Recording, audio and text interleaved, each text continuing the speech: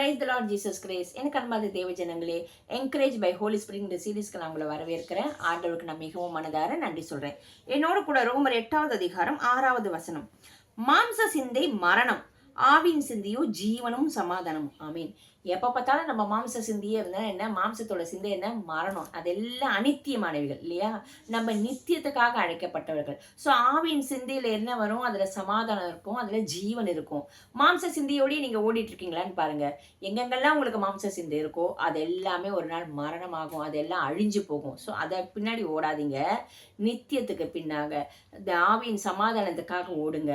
அப்போ ஆவியக்குரியவைகளை நீங்கள் சிந்தித்து கொண்டிருப்பீங்க. ஆமீன். வாங்க நம்ம ஜெபிக்கலாம். எங்கள் அன்பின் பரலோக தகப்பனே, உம்மை துதிக்கிறோம், ஸ்தோத்தரிக்கிறோம்ப்பா. வேதத்தில் ஆவியானவரே போட்டிருக்க ராஜா, மாம்சத்தின் சிந்தை மரணம் என்று. ஆண்டவரே, அந்த மரணத்துக்கு ஏதுவாக யாரும் இப்பொழுது மாம்ச சிந்தையிலே உழண்டு கொண்டிராத படிக்கு ஆவிக்குரிய பிள்ளைகளாக மாற்றுவீராக. ஆவிக்குரிய சிந்தனையை சிந்திக்கும்படியாக ஒவ்வொருத்தருக்கும் கிருபை தருவீராக. ஆவியானவரே, யார் யாரெல்லாம் இன்னும் எந்தெந்த மாம்ச சிந்தையிலே உழண்டு கொண்டிருக்கிறார்களோ, நசரேயனாகிய இயேசுவின் நாமத்தினால ஆவியானவரே அவர்கள் எல்லாருக்கும் விடுதலை தருவீராக ராஜா. ஆவிக்குரிய விஷயத்தின்படி நடக்க, ஆவிக்குரிய பிள்ளைகளாக வாழ்ந்து காமிக்க, ஆவிக்குரிய விஷயத்தில் ஆண்டவரே சிந்தித்துக் கொண்டிருக்க ஒவ்வொருத்தருக்கும் உதவி செய்யும். இயேசுவின் நாமத்தினால ஜெபிக்கிறோம் பிதாவே. ஆமேன்.